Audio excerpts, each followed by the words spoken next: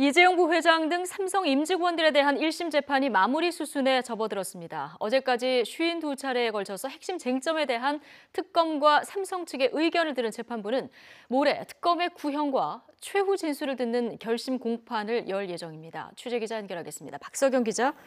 네, 서울중앙지법입니다. 네, 어제 이 부회장의 재판, 구형을 앞두고 마지막 재판이었는데요. 어떻게 진행됐습니까?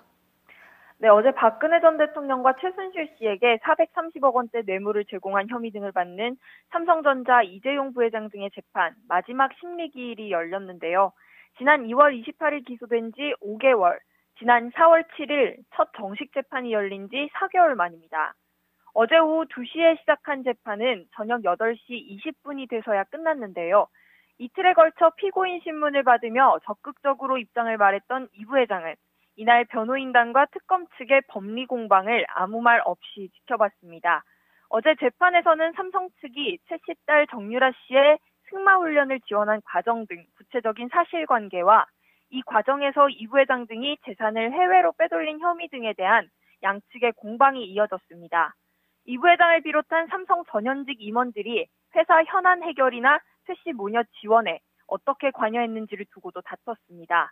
공방에 앞서 열린 피고인 신문에서 삼성 전현직 임원들이 진술했듯 변호인들도 승마 지원 등에 이 부회장이 개입한 사실은 없다고 선을 그었는데요.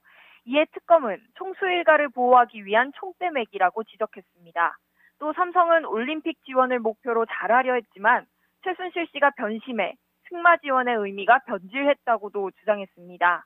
하지만 특검은 삼성과 지원 협의를 했다는 박원호 전 승마협회 전무의 증언과 대통령이 이 부회장에게 정유라 지원을 지시했다는 김종전 문체부 차관의 증언을 토대로 강하게 반박했습니다.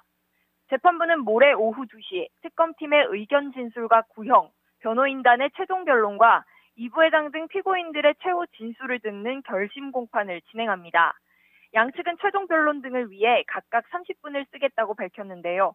피고인 5명의 최후 진술 시간까지 모두 포함하면 결심 공판은 2시간여 동안 진행될 것으로 전망됩니다.